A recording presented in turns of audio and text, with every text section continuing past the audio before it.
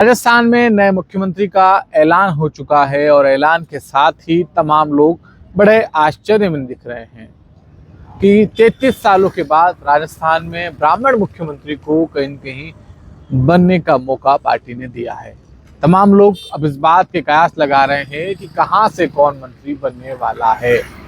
इसको लेकर तमाम विधायक अभी से लॉबिंग करने लग गए हैं, वरिष्ठ नेताओं से मिलने लग गए हैं और कोशिश कर रहे हैं कि तमाम इलाकों से चुने गए विधायक या प्रतिनिधि मंत्री की दौड़ में आगे होकर आने वाले दिनों में यानी 15 तारीख को जब सीएम का बर्थडे होगा, भजन लाल शर्मा का बर्थडे होगा, तब वो वहां पर शपथ ले। हालांकि कई लोग ये भी कह रहे हैं कि फिलहाल यहाँ पर शपथ लेने की संभावनाओं को कम माना जा सकता है, क्योंकि हो सकता है कि वहां पर मुख्यमंत्री और उनके साथ 2 डिप्टी सीएम ही शपथ ले। लेकिन कहने वाले ये भी कह रहे हैं कि 30 लोगों की शपथ वहां पर होनी है। ऐसे में जब 3 नाम वहां पर हटा लिए जाएंगे तो 27 लोगों के साथ और होंगे जो वहां पर कैबिनेट मंत्री और राज्य मंत्री के रूप में शपथ लेंगे। आज हम बात करते हैं सियासत में सबसे पहले मेवाड़ वागड़ की। नमस्कार, मेरा नाम सतीश शर्मा है और आप आज सियासत में आगामी दिनों में होने वाले मंत्रिमंडल के उन प्रमुख चेहरों की बात को सुनेंगे, उनके बारे में समझेंगे। हम बात करते हैं सबसे पहले उदयपुर संभाग की उन तमाम सीटों पर जहां पर बीजेपी जीती है। उदयपुर संभाग में कुल 28 सीटें हैं, भीलवाड़ा को छोड़ दें तो। उदयपुर, राजसमंद, डूंगरपुर, बांसवाड़ा, प्रतापगढ़, ये यहाँ पर जिले हैं।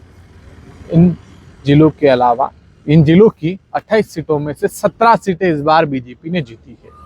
3 सीटों पर बीएपी का कब्जा रहा, यानी बाप का कब्जा रहा, और 1 पर निर्दलीय दिखे, तो बाकी सीटों पर यानी 7 सीटों पर यहाँ पर कांग्रेस दिखी है। अब 17 सीटें जब आई है तो यहाँ पर कहीं न कहीं मेवाड़ को उचित प्रतिनिधित्व देने की बात भी हो रही है। ऐसे में कहाँ से कौन मंत्री बनेगा, इसको लेकर तमाम इलाकों में यही चर्चा हो रही है। हालांकि 17 के 17 विधायक बन नहीं सकते और 17 के 17 अपने आप को विधायक से मंत्री की रेस में मान भी नहीं रहे हैं, मगर मुख्य तौर पर हम बात करते हैं तो जिले में से एक एक मंत्री बनना होगा। तो कौन बनेगा, इसको लेकर चौराहों से लेकर ऑफिसों में इसी बात की चर्चा हो रही है। उदयपुर जिले की बात करते हैं तो उदयपुर जिले में आदिवासी वर्ग से किसे बनाया जाएगा। मोटे मोटे तौर पर जाडोल से आने वाले, लगातार दूसरी बार जीतने वाले बाबूलाल खराड़ी का नाम प्रमुखता से लिया जा रहा है। कहा जा रहा है कि वे संघ की पहली पसंद हैं। उनकी साफ और साधारण छवि और जिस इलाके से वो आते हैं, यानी वो कोटड़ा के इलाके से आते हैं, और जब उसे प्रस्तुत किया जाएगा और मंत्रिमंडल में दिखाया जाएगा तो बीजेपी को छवि को वहां पर कहीं न कहीं फायदा होगा आने वाले दिनों में, ऐसा संघ मानकर चल रहा है। और कहा जा रहा है कि गुलाब चंद कटारिया से लेकर संघ के तमाम पदाधिकारियों ने पहले बाबूलाल खराड़ी के नाम की पैरवी कर दी है। मगर सुना है पिछले कुछ दिनों से, जब से उदयपुर के एक विधायक यानी उदयपुर ग्रामीण से आने वाले विधायक फूल सिंह मीणा ने मंत्री बनने की मांग की है, इसके बाद भाई साहब के सुर थोड़े ठंडे पड़ गए हैं। ठंड के साथ ठंड बढ़ना लाजमी है और कहीं न कहीं यहाँ पर थोड़े से बाबूलाल खराड़ी के पक्ष में लोग बोलने वाले कम हो गए हैं। माना ये भी जा रहा था कि उन्हें जब यहाँ पर मंत्री बनाया जाएगा तो जनजातीय राज्य मंत्री के तौर पर या किसी राज्य मंत्री के तौर पर इस बार बाबूलाल खराड़ी का नंबर लग सकता है। पिछले 3 दिनों से बात की चर्चा हो रही थी। हालांकि सीएम से पहले भी उनको इस रेस में माना जा रहा था, मगर जब से फूल सिंह मीणा ने कहा है तो मतलब फूल सिंह मीणा के समर्थक चाह रहे हैं कि इस बार वो कहीं न कहीं मंत्री बन जाए, क्योंकि वो भी 3री बार विधायक बने। हालांकि बाबूलाल खराड़ी 4थी बार विधायक हैं, लगातार दूसरी बार हैं, उससे पहले वो अलग अलग टुकड़ों में भी विधायक रहे, यानी पहले भी वो विधायक रहे हैं। अब लोग कह रहे हैं कि विधायक किसे बनाया जाएगा, विधायक से मतलब मंत्री से, मंत्री किसे बनाया जाएगा, माफ करिएगा। इसके अलावा इस बार उदयपुर शहर से पहली बार चुनाव जीतने वाले ताराचंद जैन के समर्थक भी कह रहे हैं कि मंत्रिमंडल में हमारा नाम आने वाला है। अब पूछा जाता है कि साहब क्यों आने वाला है, कैसे आने वाला है, तो उसका जवाब किसी के पास नहीं है। मगर उनके समर्थक जिस तरह से जीत को लेकर आश्वस्त दिख रहे थे, उसी तरह से आश्वस्त है कि हमारा नंबर भी इस बार आने वाला है। वैसे राजस्थान के तमाम जो जैन विधायक हैं, बीजेपी से जीते हुए जैन विधायक हैं, उनमें से कहीं न कहीं थोड़े ताराचंद जैन प्रभावी दिखते हैं, इसमें कोई शक नहीं है। और माना जा सकता है कि यदि किसी ने विट्टो का इस्तेमाल किया तो उनका नंबर आ सकता है। कहने वाले ये भी कह रहे हैं कि उनका नंबर खान राज्य मंत्री या वन एवं पर्यावरण मंत्री के तौर पर भी देखा जाने लगा है। खैर, भाग्य है, वक्त है और राजनीति है, कब किसका नंबर कहाँ आ जाए और कौन आते आते रह जाए ये कहा नहीं जा सकता। इसके अलावा चर्चा में तो सलूम्बर वाले अमृतलाल मीणा का नाम भी है। उनके लिए भी कहा जा रहा है कि इस बार वो मंत्री बनने जा रहे हैं। उनके तमाम समर्थक छाती ठोक कर दावा कर रहे हैं कि वो मंत्री बनने जा रहे हैं। यानी उदयपुर के 6 में से 4 विधायक ऐसे हैं जो अपने आप को मंत्री की रेस में आगे रखना चाह रहे हैं। इसमें सबसे आगे बाबूलाल खराड़ी थे, मगर अब कहीं न कहीं उनका नाम लेने से थोड़े से लोग बच रहे हैं।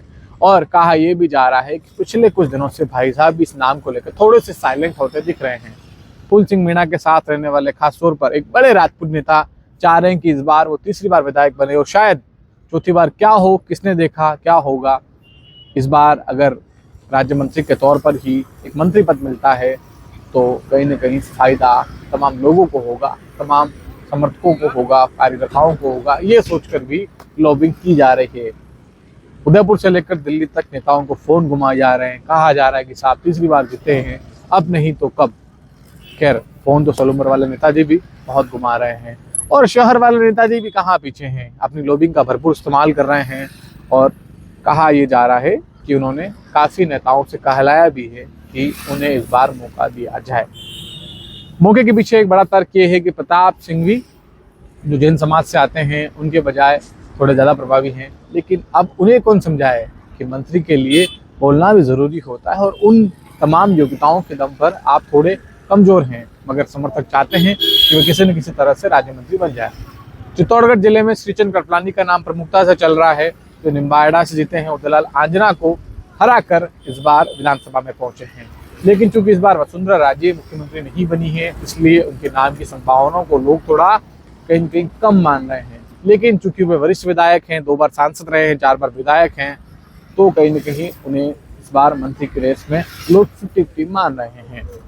इसके अलावा कहने वाले लोग यहाँ पर अर्जुन जिनकर का नाम भी ले रहे हैं। कपासन के एमएलए हैं और दलित चेहरे के रूप में अपनी पहचान रखते हैं, मगर बताने वाले ये भी बताते हैं कि उनका नंबर शायद आ जाता, मगर पिछले कुछ दिनों में, कुछ समय में जो आरोप लगे हैं उस वजह से शायद वे विधायक तक ही रह जाएंगे, यानी मंत्री पद तक नहीं पहुंच पाएंगे। खैर, राजनीति है, वक्त है, किसका नंबर कहाँ कब लग जाए कहा नहीं जा सकता। मगर प्रतापगढ़ जिले से एकमात्र हेमंत मीणा के नंबर की बात भी स्थानीय लोग कर रहे हैं, मगर उनकी संभावना यहाँ पर कम आकी जा रही है। बांसवाड़ा जिले से गढ़ी से आने वाले कैलाश मीणा को भी लोग मंत्री के रूप में देख रहे हैं। एकमात्र विधायक हैं जो कहीं ना कहीं बांसवाड़ा जिले से जीते हैं, बाकी अन्य सीटों पर कांग्रेस या दूसरे लोग जीते हैं। ऐसे में कैलाश मीणा की लॉटरी इस बार खुल सकती है। असल में मंत्रिमंडल के पीछे बीटीपी और बाप जैसी पार्टियों को एक मैसेज देना भी है, ताकि आदिवासी इलाकों में भाजपा की जो पकड़ है उसे मजबूत रखा जा सके, उसे कायम रखा जा सके। इसके अलावा सबसे इंटरेस्टिंग बात यहाँ पर हो जाती है राजसमंद जिले में। यहाँ पर देखिए 4 विधानसभा सीटें हैं। अगर दिग्गज को हराने वाले नेताओं की बात करेंगे तो यहाँ पर विश्वराज सिंह मेवाड़ जो राज परिवार से आते हैं, उदयपुर मेवाड़ राजघराने के सदस्य हैं, उन्होंने डॉक्टर सीपी जोशी को हराया है। कांग्रेस कार्यकाल में कांग्रेस के वरिष्ठ नेता विधानसभा अध्यक्ष रहे सीपी जोशी को हराया है। एक अच्छे मार्जिन से एक बड़े नेता को हराने का तोहफा उन्हें मिल सकता है। और चूंकि उनके साथ जो सरनेम लगा हुआ है और राजपूतों में उनकी जो स्वीकार्यता है, उसको देखते हुए विश्वराज सिंह मेवाड़ यहाँ पर कहीं न कहीं मंत्री पद की रेस में सबसे आगे हैं, ऐसा लोग बताते हैं। इसके अलावा दीप्ति माहेश्वरी, चूँकि सीट फंसी हुई थी, एक वरिष्ठ नेता रही, किरण माहेश्वरी की बेटी हैं, ऐसे में लोग उन्हें भी देख रहे हैं, मगर उन्हें लोग काफ़ी सीरियस नहीं ले रहे हैं, कह रहे हैं कि उनकी संभावनाएं कम हैं। बीन से आने वाले हरि सिंह रावत पहले भी विधायक रहे हैं, सीनियर विधायक हैं और चौथी बार विधायक बने हैं। उनको लेकर भी, उनके वरिष्ठता का हवाला देकर भी लोग कह रहे हैं कि उनका मंत्री बनना ज़रूरी है, उनका मंत्री पद पर जाना कहीं कहीं उस इलाके के विकास के लिए बहुत आवश्यक है। कोमलगढ़ से आने वाले सुरेंद्र सिंह राठौड़ के लिए भी कहा जा रहा है कि वे तीसरी बार विधानसभा में पहुंचे हैं, पहले मंत्री रह चुके हैं। ऐसे में जब वो वसुंधरा राज्य को छोड़कर संगठन के साथ आए तो उन्हें इनाम मिलना ज़रूरी है। यानी उदयपुर के अलावा अगर हम राजसमंद की बात करते तो वहां पर सभी सीटों पर सभी दावेदार हैं मंत्री बनने के। ऐसे में किसके नाम पर लॉटरी खुलती है ये कह पाना मुश्किल है, मगर इस तोड़ में कहीं न कहीं मुझे लगता है जो लोकसभा चुनाव आने वाले हैं, लोकसभा के चुनाव से पहले विश्वराज सिंह मेवाड़ को यहाँ पर प्राथमिकता दी जा सकती है। हालांकि उनके सामने चूंकि 2 राजपूत चेहरे हैं, वहां पर सुरेंद्र सिंह भी एक राजपूत चेहरा है और वरिष्ठ चेहरा है। विश्वराज सिंह पहली बार बने हैं, जबकि सुरेंद्र सिंह यहाँ पर उनसे पहले भी विधायक रह चुके हैं। ऐसे में उनकी वरिष्ठता को लाकर, मेवाड़ को लाकर राजपूतों में क्या संदेश दिया जाएगा, ये वाली बात भी कहीं देखने वाली बात लोगों में रहेगी। दीप्ति माहेश्वरी के लिए कहा जा रहा है कि जब राजस्थान से तमाम मंत्रियों में महिलाओं को लिया जाएगा तो उन्हें लिया जा सकता है, क्योंकि देखिए वो एकमात्र विधायक हैं जो मेवाड़ और वागड़ इलाके से अकेली हैं। वैश्य समाज से आती हैं, माहेश्वरी हैं और सिंघवी में उन्होंने शादी करी है, जैन में उन्होंने शादी करी है, लेकिन कास्टिज्म जो बैलेंस है उसमें उनका नंबर आ सकता है। मगर एक जिले से क्या एक से ज़्यादा विधायक बनेंगे मंत्री, इस पर भी कहीं कहीं लोग खूब चर्चा कर रहे हैं। तो कुछ इस तरह की सियासत फिलहाल इन तमाम इलाकों में हो रही है। डूंगरपुर एक ऐसा जिला है जहां पर बीजेपी का खाता नहीं खुला है, ऐसे में वहां पर कोई दावेदार रेस में नहीं है। मगर गाहें बगाहें लोग इंतजार कर रहे हैं कि जल्द मंत्रिमंडल का विस्तार हो या गठन हो, मतलब एक तरह से हम गठन कह सकते हैं, पहली बार हो रहा है और वहां पर कहीं न कहीं अपने अपने विधायक अपने अपने समर्थकों को एक खुशखबरी दें। तो फिलहाल आज की सियासत में इतना ही। नमस्कार।